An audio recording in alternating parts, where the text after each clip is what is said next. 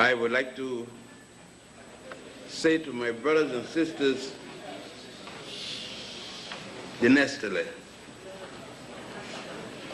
I give you an Ethiopian greeting from most of the cultures that occupy that land. When Brother Brath make reference to my wife, Gertrude, she was temporarily out of the room, so I think I will introduce you to her again. So, with the real Mrs. Benny, can you please stand?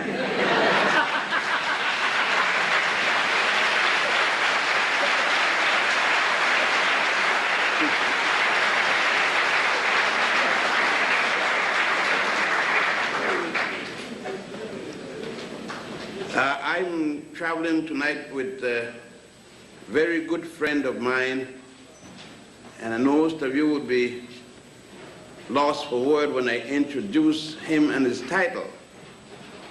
The Reverend Sam Brown is a friend of mine and a Baptist minister. Sam Brown.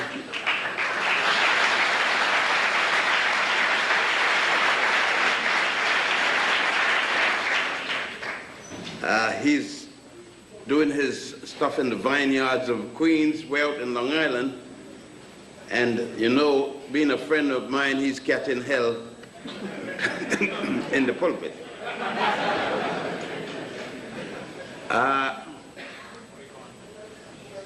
What I'm doing now, after 53 years, starting in 1939,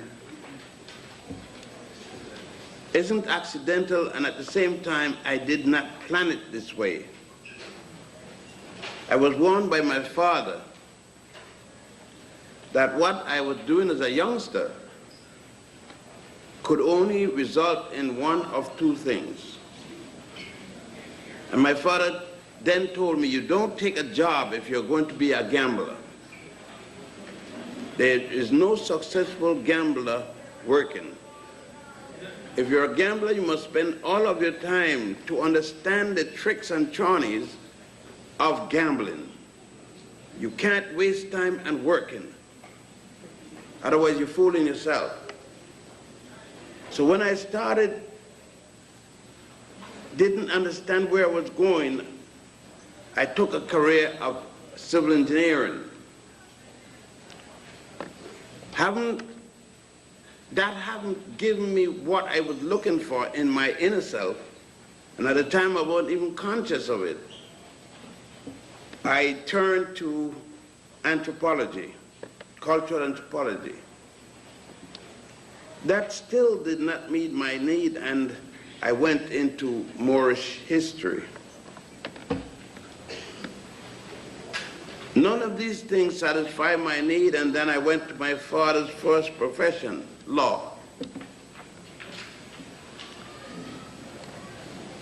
Neither of these things satisfied my inner need, but they gave me a preparation in order to fight what was to come way up the road. And so it is that I had a last qualification to make. And that was to decide whether I was going towards money or whether I was going towards a struggle. And probably at the time when I started, I probably was not too clear on which way I had to go. So like any other young man, there were times in my youth when I too saw the flashiness of a car and thought that it meant something other than transportation. Clothing and everything else. And I made quite a few mistakes in those days.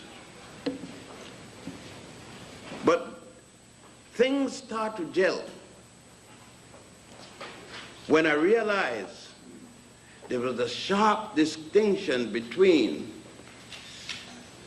going towards wealth and going towards a peace of mind. And quite early I make the decision that sometimes you have to take the route of the peace of mind, but the peace of mind did not necessarily mean the comfort of not paining. To have the peace of mind meant to go to jail, it meant to be spat at and on, it meant to be shot fired to you, your car attacked, your person, and family problems. But the peace of mind came that while you were in jail, you could sleep, unless they were purposely at the time harassing you physically. And I had all of those experiences. The ultimate and last point of this came in the entire month of August with the Egyptian experience I had, because the Egyptian government and many of its officials anticipated my mind, though my actions did not give away my mind. The Egyptian government summarized, or members within it summarized, that my total behavior from 1939 until 1991 was because of my commitment to my people, the Nubians. And that they felt that anyone dedicated so to their people will probably do anything in that effort to free their people. And so when it was that the struggle came for an Arab Egyptian trying to wrest from me that dream I had in placing Nubia again to the world by establishing this Nubian festival, which may have sounded good and playful, pleasureful, and everything like that, a holiday in the stars, so to speak, that they saw in this a totally different thing, which it was. They saw in this an attempt to bring to the world, and on the world scale internationally, the Nubian people highlights as those of Egypt. True, they were. But the charges against me for how this was to come about was totally erroneous, and the persons who plotted this, in conjunction with international bodies, were fighting against me at that point, not as Yosef ben Jochannan. I have been barred from countries before. I have been placed in jail by countries that have been escorted back to the airport by the head of state of St. Kitts, Bradshaw. So I had known all of these experiences and knew they would come from different sources for different reasons. But what was the primary reason that I had reached this point? So I never asked, why me? I never asked the question, and I will never ask the question, why not me? For what I was engaged in doing and will be continuing to do when I return to Egypt on the 19th of October cannot be stopped. And someone asks, how you mean it can't be stopped? You're a human being, you could die like anybody else. Well, if I die, I will die either by a gun, a knife, or just calmly die in some black woman's hands. I mean, arms.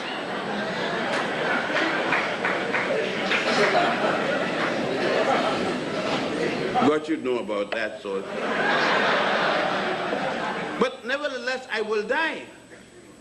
And someday must die, based upon what I'm seeing. But I will continue to the last of the breath to be struggling towards Nubia. And so with that, I made it possible that money never played an important part, though it is important. The pursuit of it is very difficult, and at times it makes it uneasy for me to perform what I have to perform. But what is it? In 1936, and then subsequently in 39, when I made my first move in terms of Egypt, then I started what happened to me in August. We expect that only when we do things momentarily in one day, the reaction to what we have done just a few minutes prior to what comes down on us, we feel is that the thing that actually we're paying for. No. What happened to me in August 1991 began in 1939, and this was the response to what I did then. Between 1939 and 1991, what happened was the intensity of what I had begun in 1939. And because I knew it, when I went to Papua New Guinea, arrived in Papua New Guinea with $19 in my pocket, not knowing where I'm going, it didn't bother me, because when I was assured that 99% of the population looked like me, I knew I didn't need more than $19. I didn't know I didn't need $19. Because I knew what I had to do to live among them people. I had certain skills. I had the skill of law, the skill of engineering, and the skill of historical research. And there's no way that I could make contact with anyone there and we could communicate that I would need bread to eat. Since it is that my objectivity was always the African people. When I was teaching at Columbia University, I'm going to go into history, but this is important to understand me.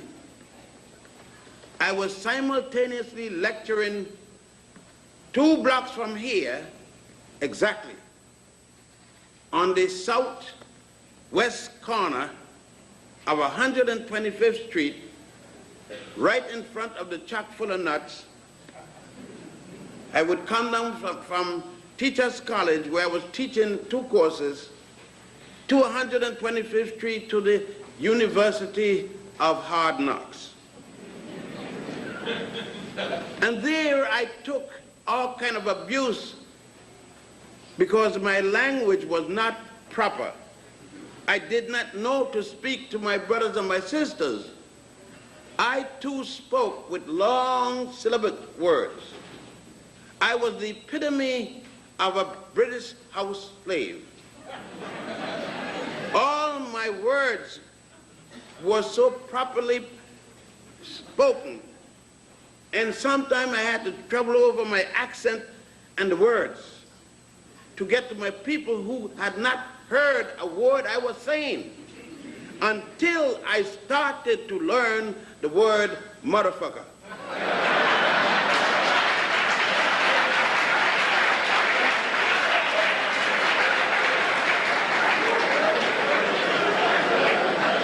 When I learned to say that and to speak it with all the strength and vigor, as against a gentleman who mates with his partner, I had no one to understand me. And then I learned something in the Christian church. I spoke the language of the people.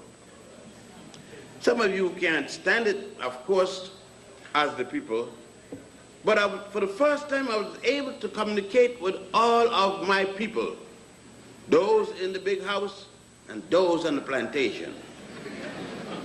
Previous to that, I was communicating solely with the big house. And the big house could not hear me because what I had to say was not for the big house. What I had to say was for the audience here and the rest of the audience like you. I wanted to bring what I saw in Egypt to the average African man, woman, and child, because I know that what I had was a liberating device. I had seen my people sitting and praying for a wife or a husband, sitting and praying for a fur coat or a Mercedes-Benz, sitting and praying for all kind of frivolous nonsense, carrying it to the door of the Lord and leaving it there on the doorstep, coming back 2 weeks later and there it still was on the doorstep.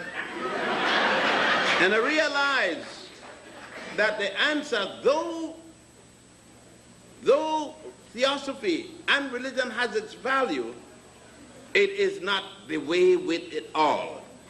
For I realized that the minister would be never, if going to the Lord in prayer was really the thing, hardly a minister would have been in the pulpit. I knew all that. I knew that what my people believed in was what Carter G. Woodson admonished us not to go in, because it resulted in what he said at that time, the miseducation of the Negro. Marcus Messiah Garvey, whose son is here with us, one of the two, was a man who I looked at with a reverence not less than my own biological father. And I remember in his teachings way down there when I grew up in the Virgin Islands and Puerto Rico, he asked the question, what is an education? For what purpose? He said, it's not necessarily what you take in.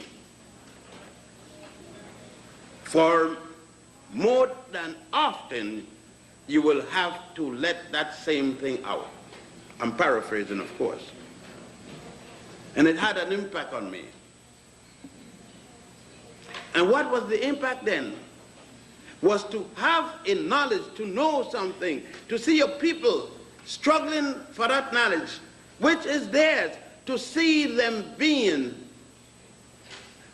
Pavlov eyes, like Pavlov dog, and not being able to recognize that we are going down the aisle. First thing was to make my people, to free them from the Adam and Eve syndrome, free them from the guilt feeling, guilt symptom of being responsible and something being diabolically wrong for having a child without a piece of paper from City Hall. Having them free from calling themselves such as black sheep of the family, when this should be the proud point of the black family, it was denigrating to the family.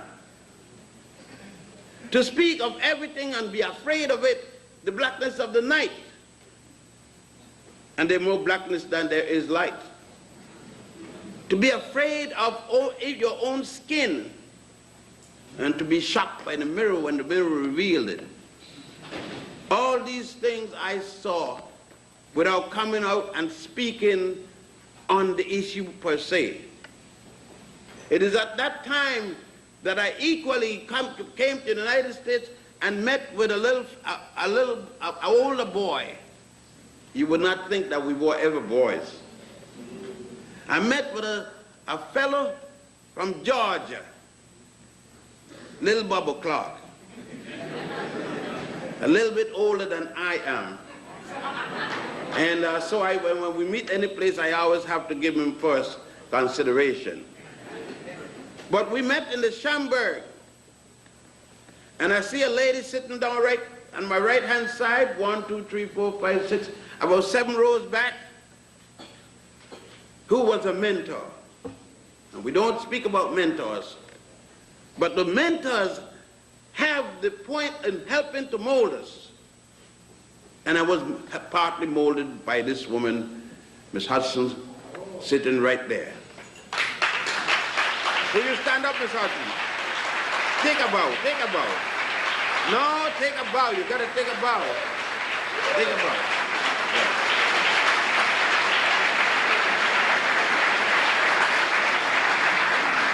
I had to, because you claim how beautiful the Schomburg is, and that's what I'm talking about. What a beautiful place, what an intellectual place, everything about it. And of course, we give honor to Brother Otto Lanza Schomburg and others. But I am a living witness for the many, many nights till 2 o'clock in the morning, 3 o'clock in the morning, coming back from meeting with that young lady there, going home by herself towards the Hudson River, trying to get what you now got there. So I think that the old building, at least the old building, should carry Jean Hudson's name.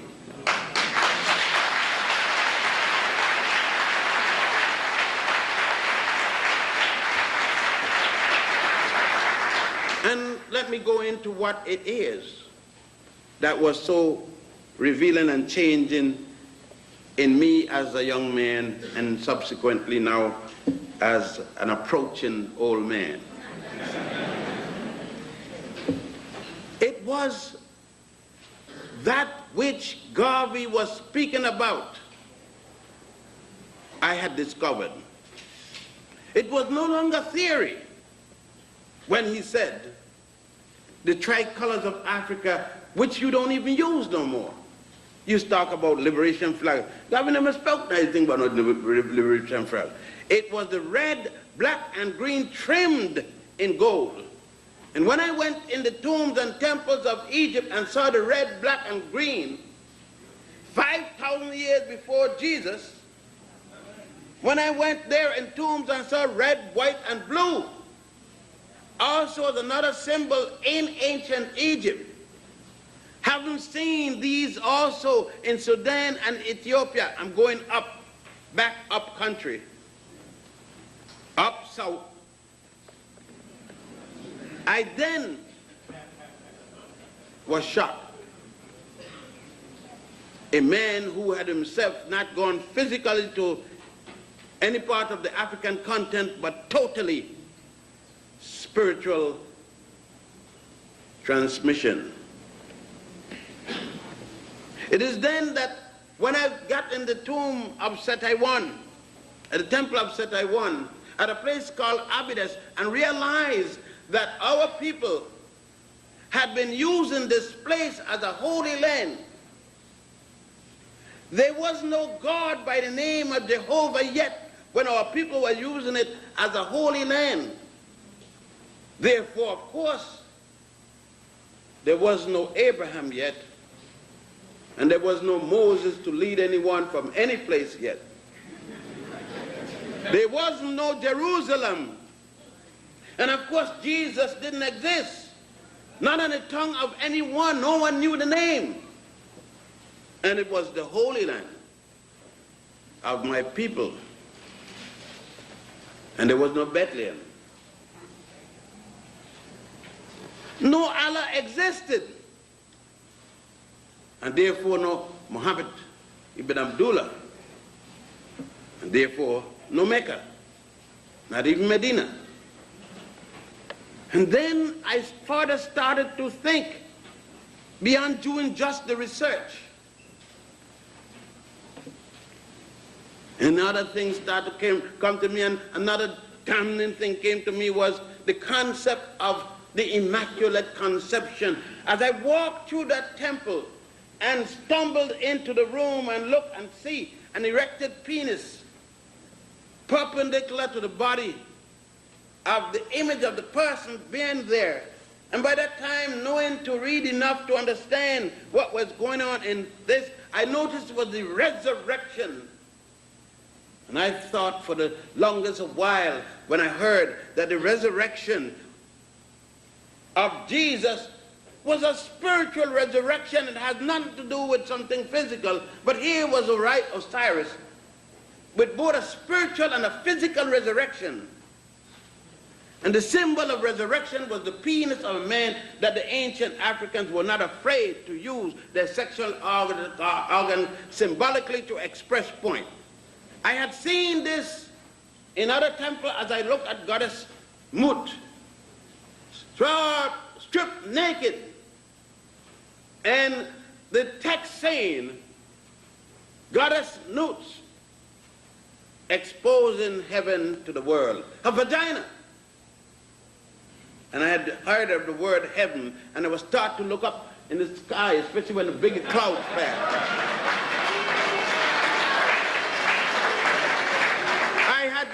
I had been in heaven. I had come out of heaven one day on December 31st, and didn't even know I'd been in heaven.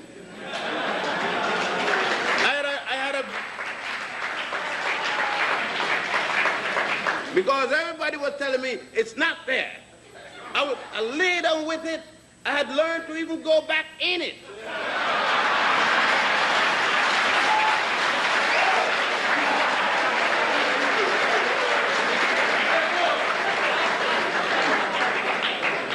And I was ashamed to know that millions of brothers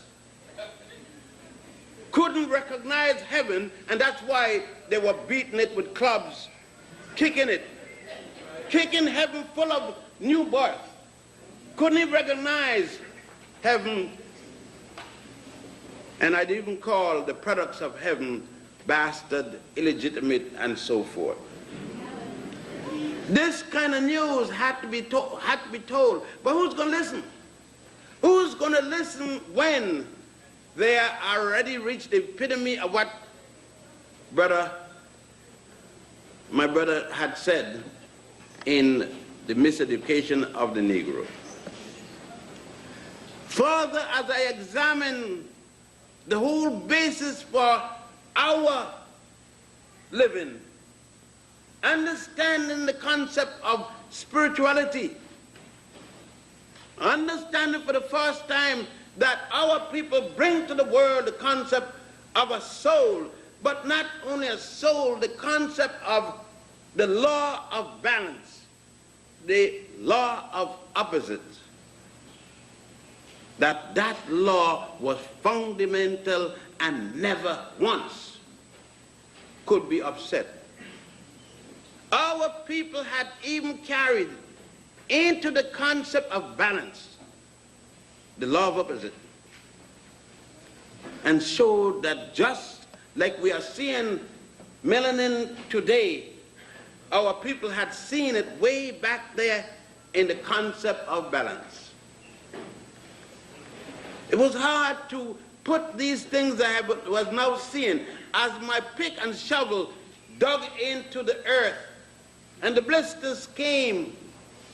There was no time to worry about the blisters, because the information that was being revealed was something that I found to be my greatest difficulty. Because what now that I've got this, who am I going to tell that can understand me? Can I tell my mother? No. She was a midwife and should have, but her background, her training. Could I tell my father? No. Though he encouraged me, because neither of the two could understand because of the background. How now would I tell my people? I realized that when I went to the street in Harlem, it was not the first time, because in Puerto Rico I had gone to the street with Don Albizu Campo. I had been in jail in 1935 with the black shirts in Puerto Rico at the university. I had gone to the street to tell people whatever way, because I was not interested in the title intellectual. Today, when people condemn me for not being an intellectual of the PhD type, They think that they're bothering me. They don't. I've given up. I surrendered the name last Saturday before last and at my lecture at First World. I gave it back. I turned it back. I don't need the damn thing. I didn't need it then. But I needed it. I couldn't go in certain places with my brother and sister. Hadn't I used that white man's certification, I would not have been able to get in. I no longer need it. But I refuse to use it on what I consider the epitome of the black man and particularly the black woman's value. Never did I put the PhD on my works because I refuse to let the white man certify what I am doing.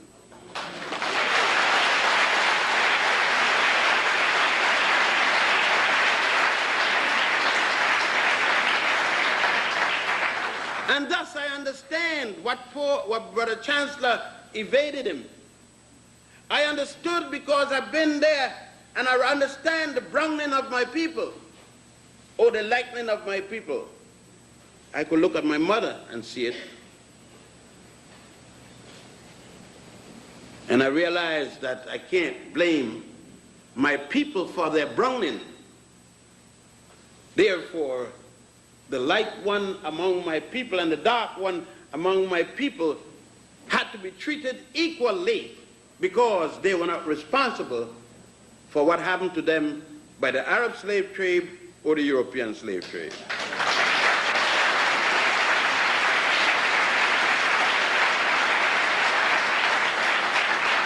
It is that, because of that, I was able to understand the invasion of the first part of Africa, and that is the northeast section of Africa, now called by some the Middle East.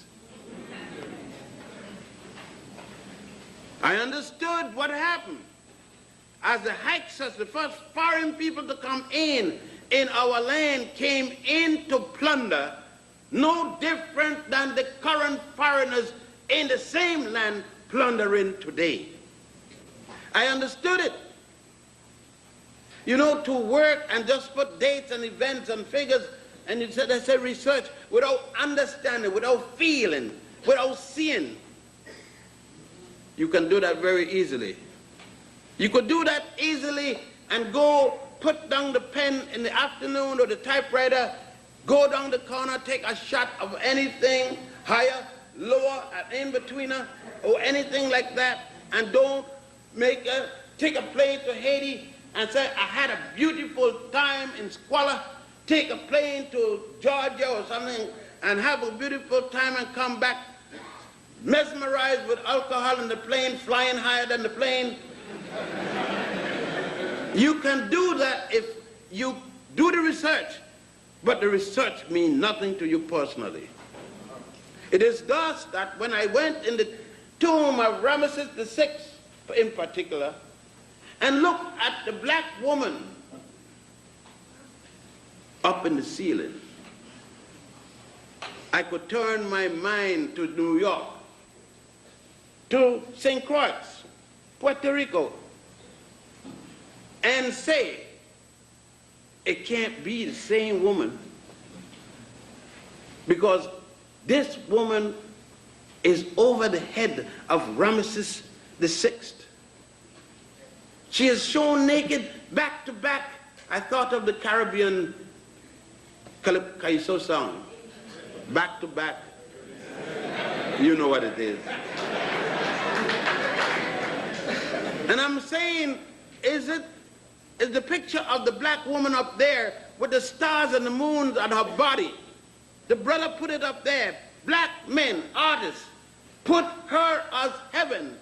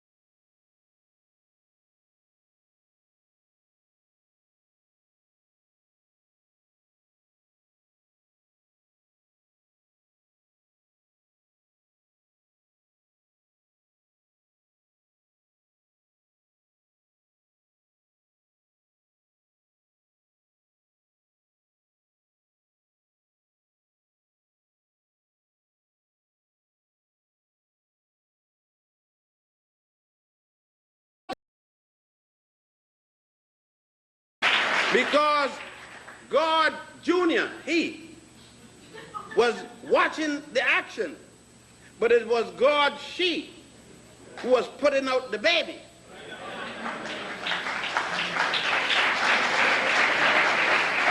And I had seen it in Egypt. I had seen it with goddess Hathor. I had seen it with goddess Nut and Mut. I had seen it as the Immaculate Conception came forward. I had seen it with the opposite, the struggle, the concept of the struggle of man with Osiris being killed by his brother Set-Typhon and the revenge of that by his son Horus. And the result of struggling for justice, though just and fighting on the side of the deity let Horus lose his left eye. That even I had seen the concept of justice against an eye for an eye and a tooth for a tooth that the Jews had copied.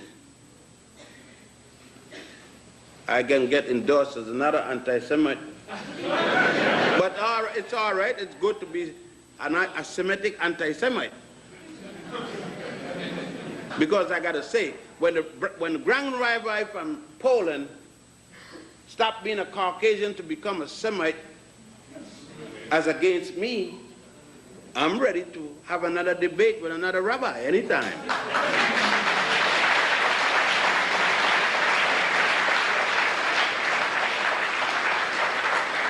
What it means then, and Brother Lambert, give me the site when it's time, because I'm thinking about time now. What it means was to bring the people on the site. It was not enough to come to 125th Street and speak about it, because people couldn't conceive of this. How can you conceive of a black woman who had gone through the Immaculate Conception process, giving birth to her child, a virgin-born child, with Michelangelo's cousin in your living room or your bedroom or your child?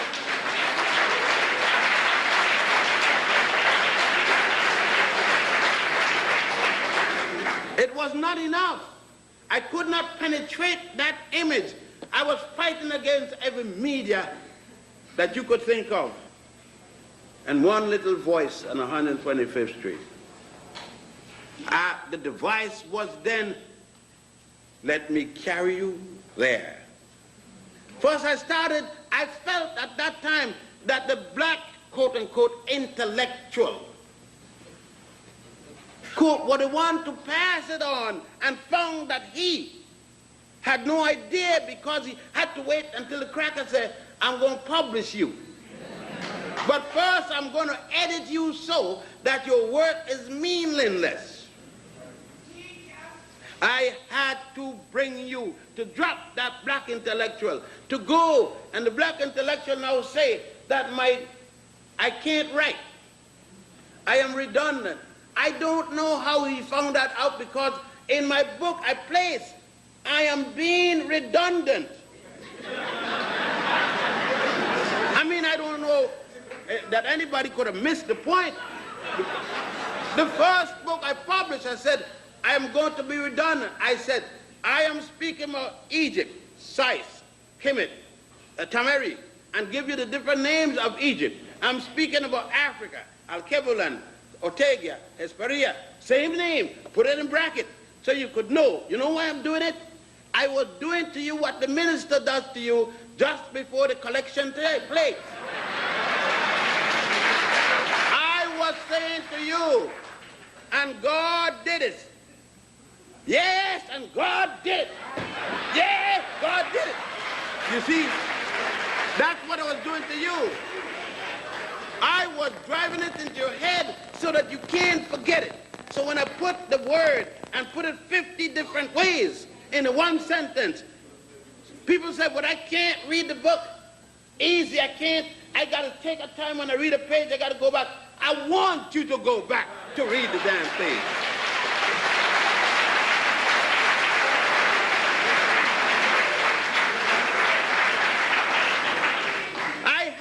send you back. You had this white Mary from Rome. And I had to send you back to the black mother and child. And when you turn the page and got 3 pages and said, well, wait, I don't want to forget this black mother. Go back, reference. Back to Mary, go back to Isis. Go back and look at Isis. I don't want you to miss the resurrection. Go back and see Min. Now I miss the resurrection. Even if I didn't show Osiris, I'm going to show you a longer penis. A real whopper. So I carry you back.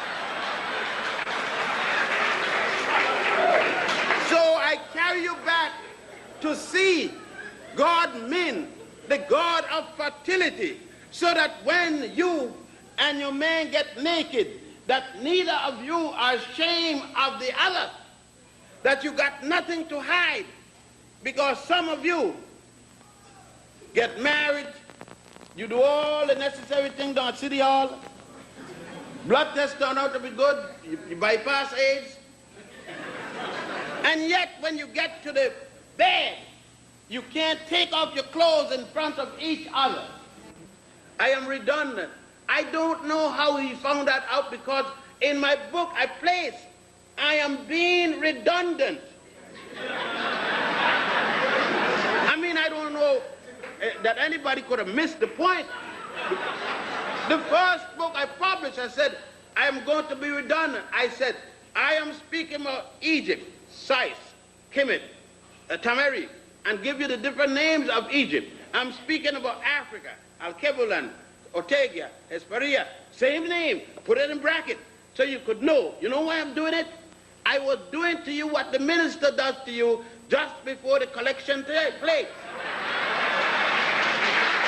I was saying to you, and God did it. Yes, and God did it. Yes, God did it. You see, that's what I was doing to you. I was driving it into your head so that you can't forget it. So when I put the word and put it 50 different ways in one sentence, people say, but I can't read the book easy. I can't. I got to take a time when I read a page. I got to go back. I want you to go back to read the damn thing.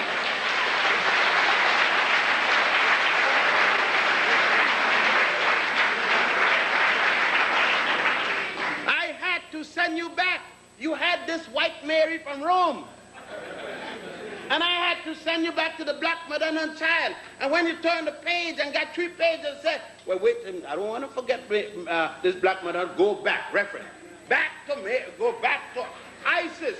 Go back and look at Isis. I don't want you to miss the resurrection. Go back and see Min. Now I miss the resurrection. Even if I didn't show Osiris, I'm going to show you a longer penis.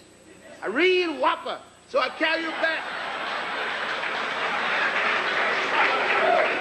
So I carry you back to see God Min, the God of fertility, so that when you and your man get naked, that neither of you are ashamed of the other, that you got nothing to hide, because some of you get married, you do all the necessary things down at City Hall, blood tests turn out to be good, you bypass AIDS, and yet when you get to the bed, you can't take off your clothes in front of each other.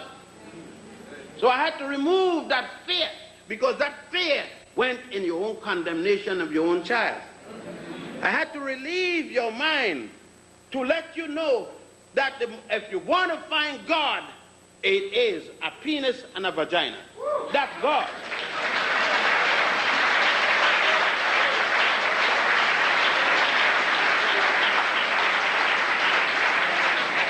If you think I'm wrong, try to get you a child without it. Try to make a baby with mud and blow some snot. And then try to make it with a penis and a vagina. I congratulate you for the result. That's it. That's the difference in what I was doing. So when I read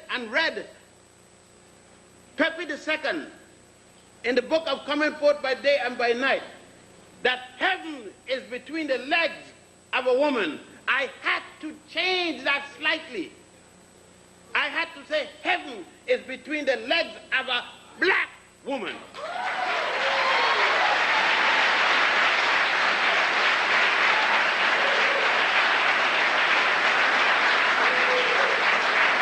Yeah.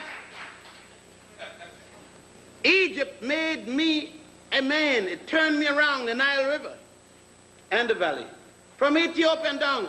And then I had to look for the source, because everything points to me that it isn't from here. That when the Europeans come for the first time, the Greeks being the first one of them, that they didn't understand what they were seeing.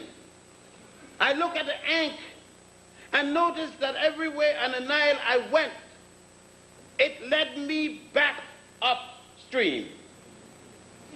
And as I looked and the examples of the artifacts coming from different places, I found that is among the Twa and the Hutu, which you call the Pygmies, the smallest of our people, that symbol was first used.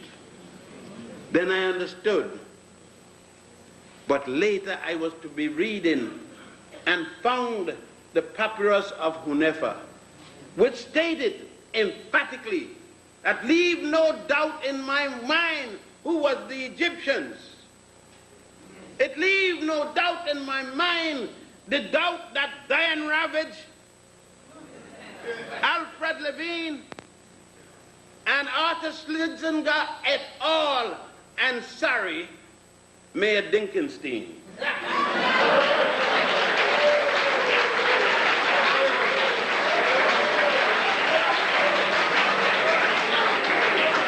Could not understand. You see, what it says, Hunefa is writing,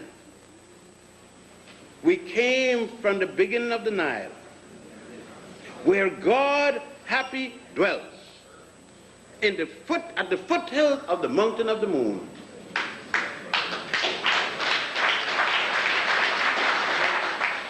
There was nothing to debate. I don't need Herodotus to tell me what Hunefa was saying. Hunefa was quite specific. He was speaking about his fellow Egyptian, his fellow priests, that we had come from the beginning of the Nile. So all I had to do is use my engineering skill now and go to the map and find the beginning of the Nile. I didn't need Burton to lie and say he found the source of the Nile. Hunefa had already told me what the source of the Nile is. And when I looked at the source, I found it was not only one source, there were three sources. Two of them in the highlands of Ethiopia, one of them in Uganda. The source of the White Nile being in Uganda at Mwanza Nyanza, the British one time called it Victoria. How are you going to name a lake for a sick-ass white woman?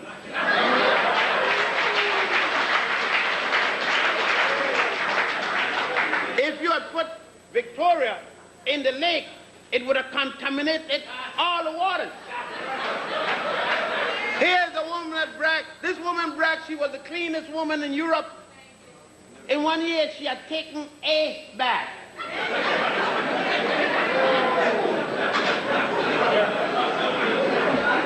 The source of the Blue Nile being Lake Tana and the Atbara River. Those were the sources of the Nile. So Hunefa had already told me that the Egyptians were Central East Africans. So I wasn't surprised that there would be a Diane Ravage to fight me about it, because Diane Ravage wants to come from Poland, and that's not the source of the beginning of the Nile. She wants to come from Poland and Russia and France and England and wherever else to Egypt and lie. Lie like the rabbis lie, the black ones do, and say to me that they had something to do with the building of the pyramid. Ed Koch went there and lied the same way. Began went there and lied the same way. They picked the largest of the pyramids to lie on, Adam and Eve wasn't in the picture when the pyramids were built, especially those at Giza, the largest one. They were built in the 4th and 6th dynasty. The first Jew, Abraham, was not born until the 13th dynasty. How are you going to build a pyramid for Abraham?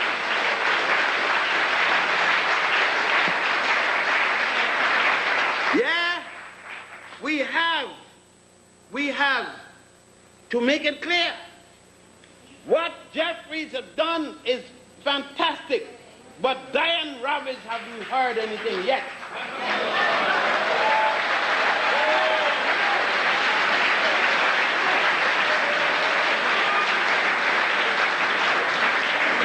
All Diane has to live 10 more years, and her degree in humanities and social science will be debunked. She too will have to go back to school. That's what she's afraid of. That's what she's afraid of. Because we're going to have to talk about the illicit part of history,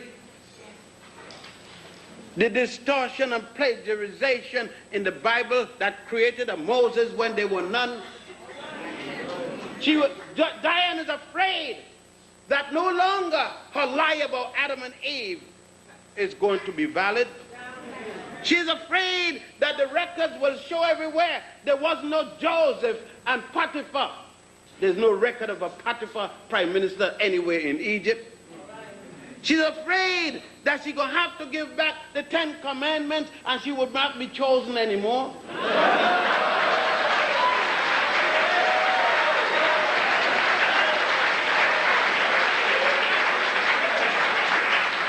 Yes, she is a Texas Jew.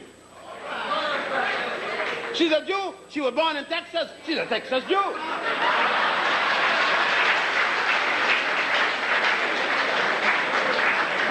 What is it she's afraid of now? What is it is she teaching at Columbia University? Isn't she teaching what I'm teaching? Is she teaching there that the Jews built the pyramids when in fact there were no Jews? The first pyramid was built in the 3rd dynasty. It is. And the last pyramid was built in the 12th dynasty. What is important, I'm saying, is not that you know that it happened. You must be able to correlate it with what's going on right now.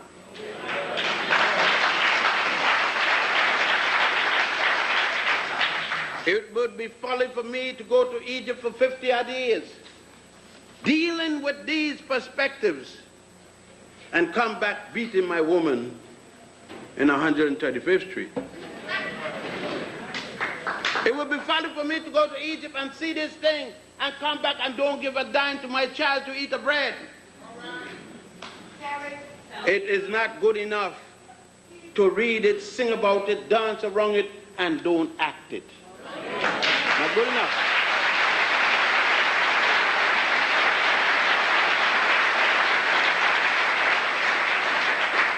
Yes, what we were talking, you see, I didn't have to go step by step, because what I've spoken of, unless by reference, I will not be speaking about Greece or Rome. I will not meet yet the Alpha Dappa Lapa fraternity or the sorority. They do not exist. I will not meet the Freemasons if it's Prince Hall or Who Hall. I would not have met the daughters of whatever ISIS yet. I spoke all that time, and I'm still in the Grand Lodge of Saqqara. I have not come to the Grand Lodge of Waset, which you call Luxor yet. Not gone to the 2nd degree, much less 40 years of my education. You see? I am still a novice. I've just been circumcised at age 7 before they had to bring down JC. That's Jesus Christ. To teach him what his brothers had so he could go back and take aromatics and bring people out of coma. Bring Lazarus out of a coma. If he was dead, he would have been buried, the turkey. He brought him out of a coma. They didn't know the difference between death and a coma.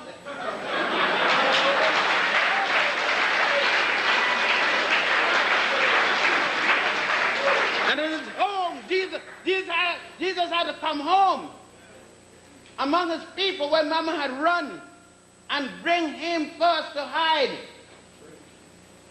That's not blood. How the hell you got Jesus blue-eyed with golden locks in a bunch of Harlemites? And George Bush sent the army in spite of Colin Powell.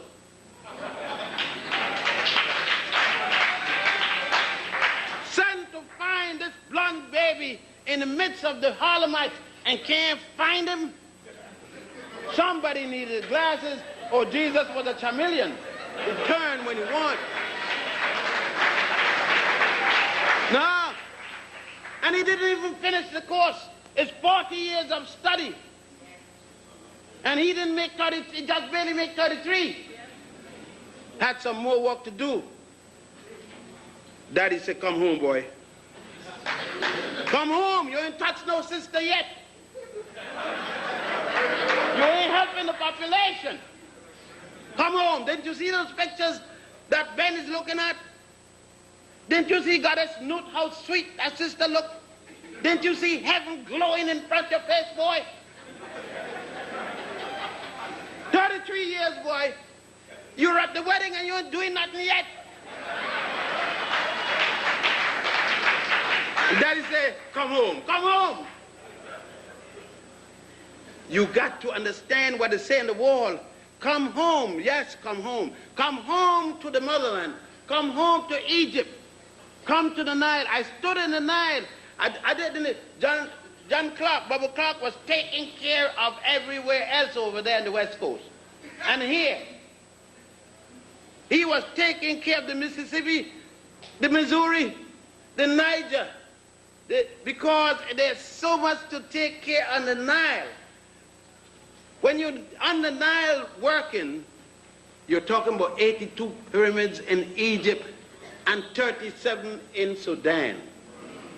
When you're on the Nile, you're talking about going into the temple to find the engineering solutions that man made, even the Nile meter, to be able to stay 3,000 miles from Ethiopia and tell when the lake went up 1 inch without guessing and calling and hocus pocus by scientific instruments that was the state of the art of its time. You are talking about being where mathematics was first used. When I carry you to the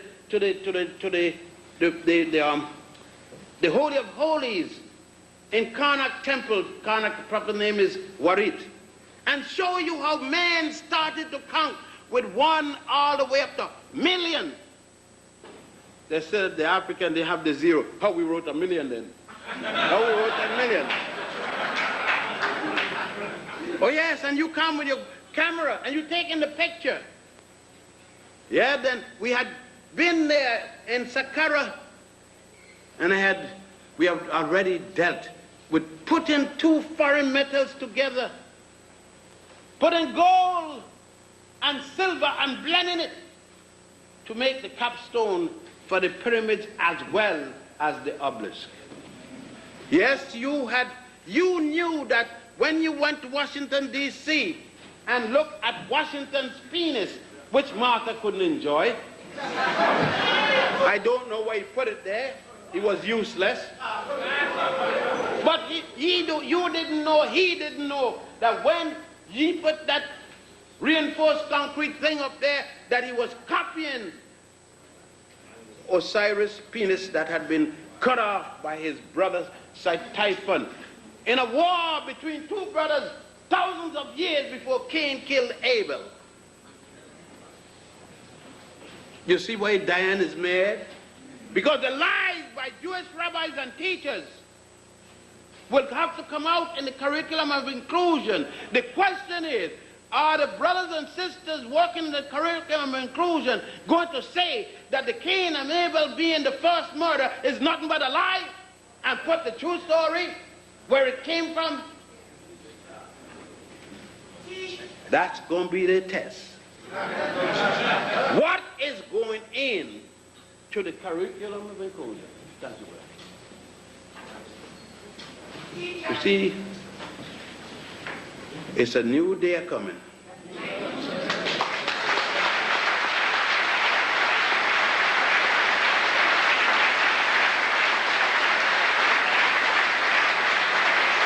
You see, when the old folks said a new day coming, fare thee well, fare thee well. Oh yeah? You see, you think that they were just jumping, so you stop singing a new day coming, fare thee well, because that was too black, too African. So you had to come with a spiritual. No, that'd have been good. But you drop the spiritual as you reach the front door. And you turn it into the gospel that said, oh Lord, I ain't got no problem. That's a goddamn lie.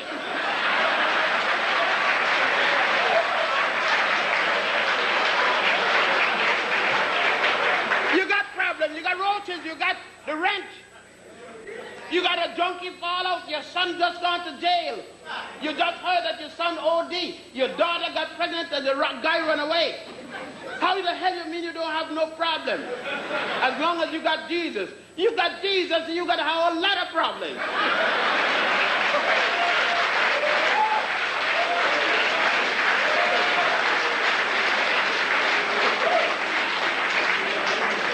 No, let's deal it. Let's deal with the reality. Look at Jesus in the spiritual sense. If you believe in me and on me, and you can't walk, I'll make you walk. You don't need a reverend. I could do it. But the reverend specializes in it. But hold on me and believe on me, and I'll make you walk. Not only Jesus, he went the same place to learn it where I went to learn it. He went home. That's why he spent them 20 years home, on the Nile and the Grand Lodge at the master teachers.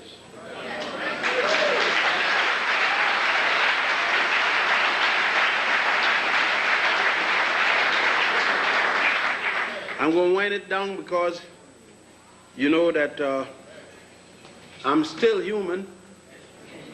And I had a stroke about 6 years ago, so I'm not going to get myself in stroke condition. But it get good. The old-time religion, when they get to you, right, Reverend Brown? I got Reverend Brown.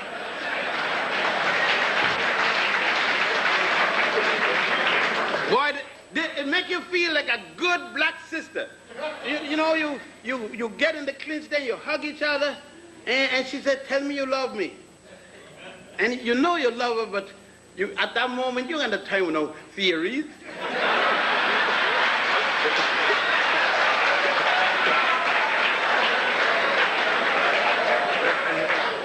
Heaven is boiling up and all that good feeling. You know, when that black sister kiss you, man, I tell you, Diane Rabbit and all of them, and Bob Grant think that I'm ugly. They call me Jungle Bunny and all kind of things. They don't know. Ask a black sister what a nice, sweet, thick lips could do to your soul.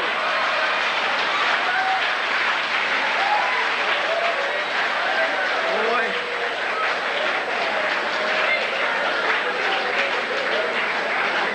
Yeah, boy, when one of them lips hit you, the suction from those lips.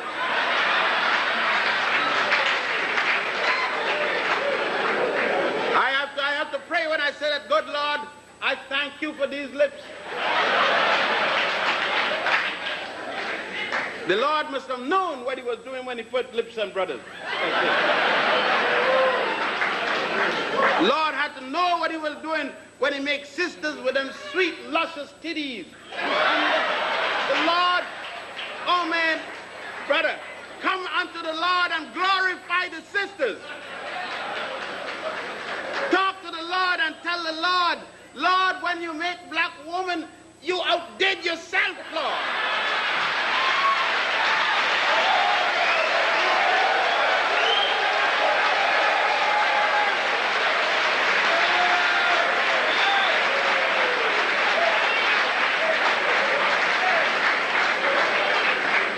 Yeah, that's why I went down there in Egypt land. I went down there to learn the sciences of the world and the liberal arts.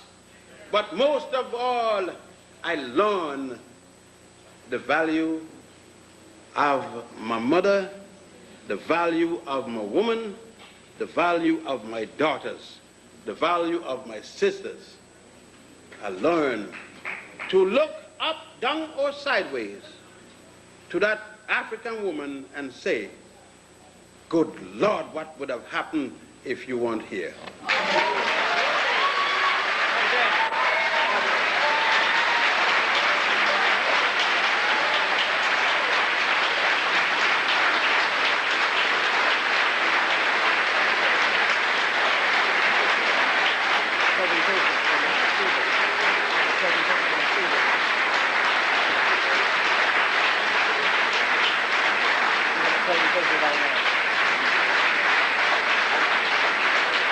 Yosef and Jochannan.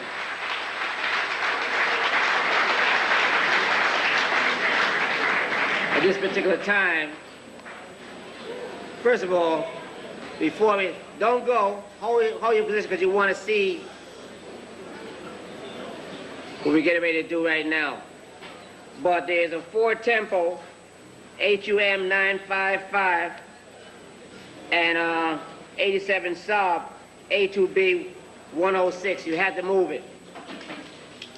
Dr. Ben has talked about our history for many years.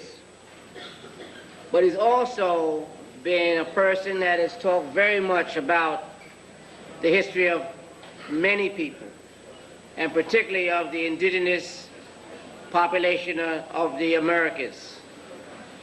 For many years, the Native Americans, for lack of a better term, have listened to Dr. Ben also, and have always wanted to bestow upon him their acknowledgement of what he has actually done in talking about the history of mankind. And at this particular time, since we have Dr. Ben here, and we always try to deal with a situation that is a little bit more than the ordinary, Sister Asiba Tuahachi told me that for some time they had been trying to do something for Dr. Ben. And at this particular time, Sister Asiba, who is from the Matinacock people of Long Island, what is called Long Island, will present Dr. Ben with a ceremonial blanket, or a blanket. And she will tell you about, the character, the history, and the measure of this particular bestowment. Will you please welcome Sister Asiba Tuahachi?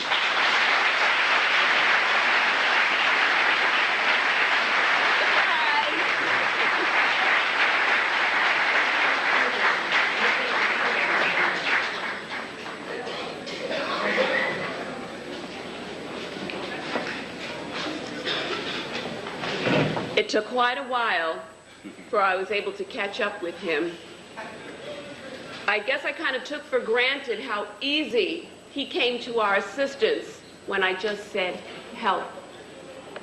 We were not a well-known nation of people. In fact, we were called extinct. So there was nothing for him to gain by responding when I simply said, please help us. I have a double mission. First of all, to properly thank and to acknowledge the courage and the unconditional love of sovereignty of this man. The second mission is to leave testimony with you on the tapes wherever to all those who may hear that African men who assert sovereignty and liberation are obsessed with only themselves, and that the struggle is one-sided, and that say that African people can do no wrong, because that's not what happened. And I'm talking 14 years ago. A lot of anti-talk has been going around. Anti-Semitism, anti-white, anti-American, all that stuff.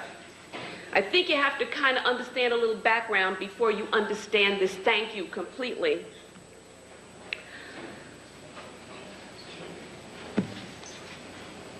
Turn your minds back to 1976, bicentennial time, when Roots came out. Everybody was all excited about a slave, slavery. Everybody wanted to erect monuments, all excited. People who wanted to get all kinds of emotional, junky stuff off were all hyped up about slavery. What was about to happen is, you see, it's important to understand that the Matinecock Nation is presumed extinct. That means we're supposed to not exist anymore. Myself included believed that. It worked. So when I was asking him for help,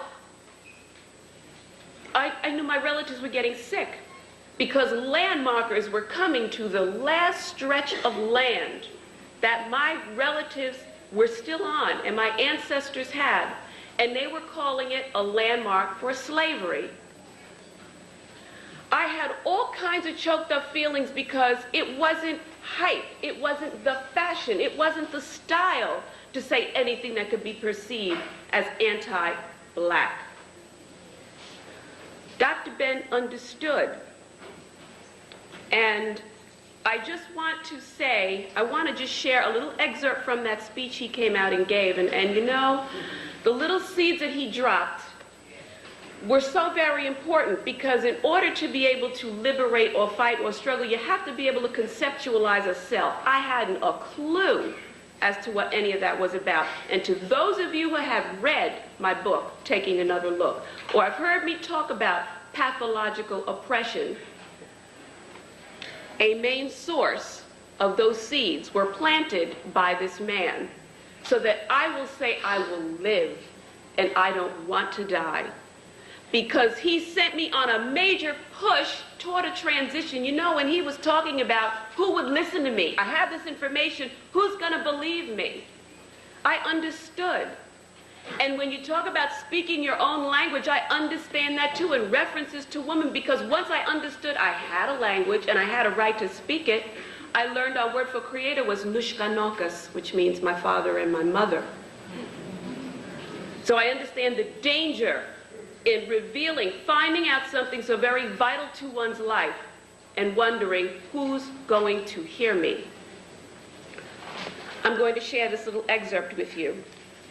He had come out to the African American Museum in Hempstead to just support us. We didn't really quite understand what we were, well, I'll say I will speak for myself because my elders understood it, who lived on that piece of land. See, and I didn't want to talk to you too much at first when we came in and I saw you, because I was going to tell and share it with everybody. The elders that he met who were having heart attacks and strokes from being misrepresented remembered him. And the words he came and shared, I didn't know how to properly greet him. I didn't understand I was an Algonquian woman. I didn't understand any of it. So 14 years later, here I am to properly present you with this blanket and a proper thank you. He said, if I say that I am surprised at what's going on, it would not be an understatement, it would be a lie. Something happened in the history of this land, and it happened in all the other lands in this part of the hemisphere. The unfortunate thing about it is that the people of African origin, who were brought over here like cattle, had to be a party to the genocide committed against a people. What's more important is that this genocide persists. Those from Africa, not understanding their own African background and the genocide committed against them, continue to participate in the genocide of their hosts. Let me be more explicit about it. Not too long ago, and it is coming soon, every February, when African people are given a week, and now I understand we're extended a month, of history acknowledgement, many of us speak proudly of the Buffalo Soldiers. It is one of the moments when I atone for the wrong deeds of black people. If we ever have things to atone for, this is one. The Buffalo Soldiers. I feel about the Buffalo Soldiers as I feel about Crispus Attucks. They ain't worth a damn thing. As a matter of fact, the Buffalo Soldiers was responsible to the extent of the European for the extermination of thousands of indigenous people. Now listen to this particular excerpt, is very important. I don't use the term Indian because they're in India. When I came to him for help, I said, Dr. Ben, my relatives were Indians. He said 5 words that I will never forget till the day I die to me. That's their word for you.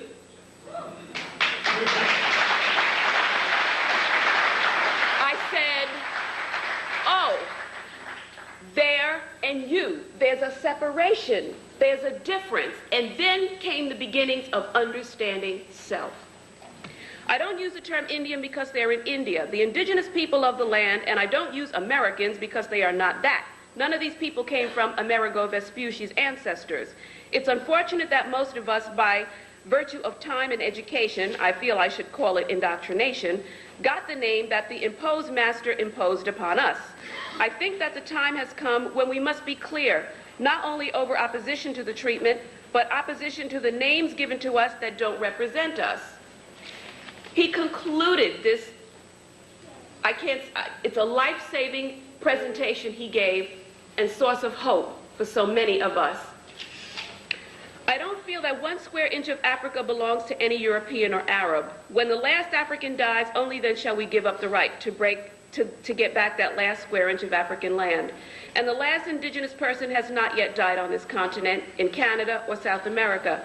And they cannot rest until the last piece of the last square inch of land or the last body and last breath of their people has been blown. Well, I mean, it took quite a mental turnaround. You talk about not being able to believe, to tell some of my people, we're not dead. Now that sounds difficult to conceive, but when people can stand along a graveside that the daughters of the American Revolution and the Christian clergy are proclaiming, here rests the last of the Matinicas, and the relatives are standing around the grave, appreciative. You're talking some deep pathology. That began my search inward.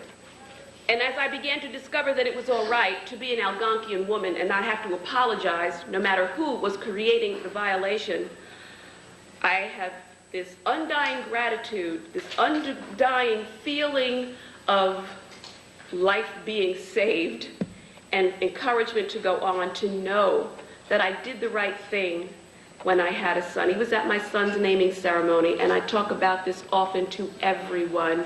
I gave out English translations to that naming ceremony so that people from my job and other places could understand. He said he didn't need it. He could follow what the medicine man was doing by virtue of the interaction.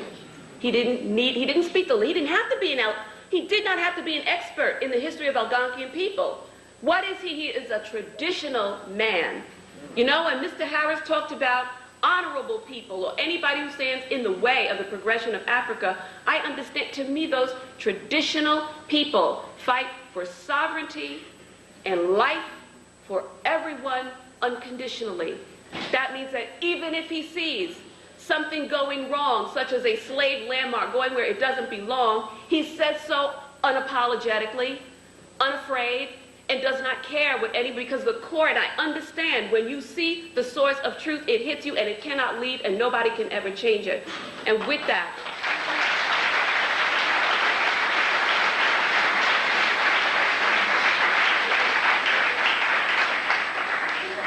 away from the podium. Just a step. I didn't know 14 years ago how to say thank you to you. But I present you this blanket. You have given me so much inspiration and so much courage. I only hope to have the rest of it and your energy for what must be done now.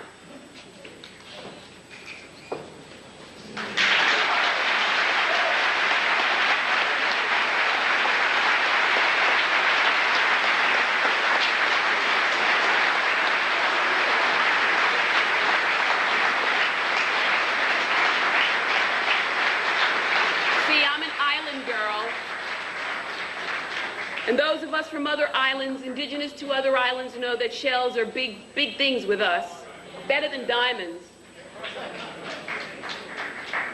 I have in this collection here that I have packed up for Dr. Ben, some newspaper articles. He didn't even have to understand what they were saying about us. He didn't have to know any of it. He knew exactly what was happening.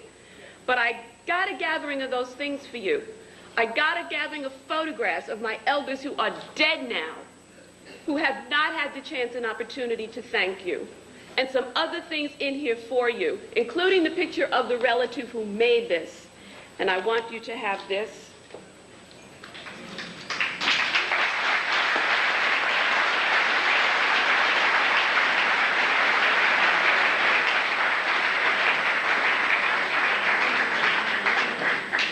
And you see, he was talking about sexuality, and I've heard a lot of people say that they feel offended by the references that he makes. But people who are not mad at sex, people who are not mad at life, understand what he is saying. Once I understood that my indigenous heritage, which has nothing to do with India or any other such name brought over here on any boat with the smallpox blankets or apple pie or any of that stuff, then I knew I had it too. And you know, you find the traditional people don't have trouble communicating. Traditional people express the same values. So once I got it together, it's all right, Asiba, you're really here. We're not imagining our existence. That, in the season of the first plantings, we teach our children about sexuality. The boys, they open up the earth. The girls, they put in the seeds. They cover the earth, and the boys water. Mother Earth nurtures the seed. Father Sky rains on her. And all of this is learned in front of their family. You know, there's no need to look at any disgusting magazines or do any stupid kind of talking, because there's a real conceptual value, nothing to be ashamed of or hide behind. So in the traditional spring planting, the children, my children, planted, and every time I see this man, I bring the kids in front of him, that man held you, my son. The fruits and vegetables, the vegetables that they planted, this is Nanawa, it's Thanksgiving. This is the real Thanksgiving during the month of October in our harvest.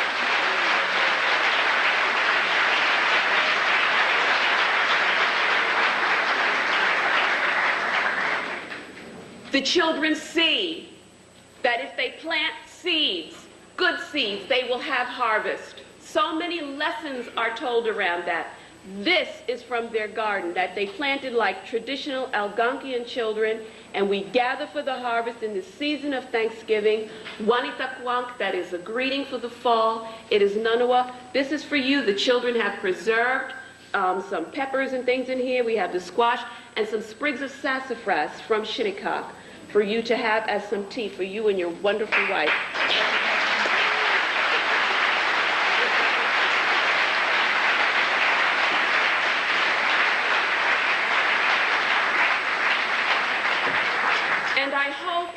No matter what you hear in the news, no matter what you hear from wherever else, from whatever riffraff may have whatever bullying license or methods to do so, yeah, it's going to get even rougher because we're getting very close. But you know, I never felt more right about taking my children out of school altogether. I'm teaching them myself at home. But you know what that means too?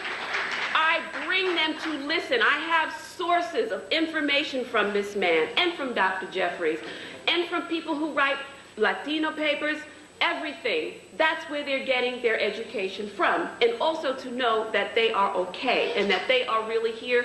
Their identity is not imagined. It is real, and they are good. And I never felt more correct about doing anything. I want to thank you. He was at my baby infant son's naming ceremony. When he comes to my son's honoring ceremony, this is how long it's been, because he will be a man. We are going to stand him up to be a man, and we will properly sash you and offer the things that you are due. When my son, and you will see him again, you held him in your arms as a little baby, he is now going to be stood up as a man. And I thank you for what you have given me that forced me in that direction, that said, you will do this or die. It doesn't matter if nobody understands what you're saying. You're going to do it. Thank you. Keep living and keep living.